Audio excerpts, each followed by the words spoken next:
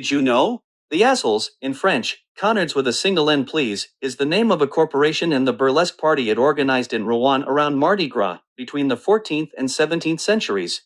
Before it was totally banned by Cardinal Richelieu around 1630, before they called into question ecclesiastical order and justice, the Feast of the Assholes consisted of wanderings of comedians and deadpans, who approached passers-by by listing the excesses of society to which the people were daily confronted and thus turned the whole city into a veritable open-air theater.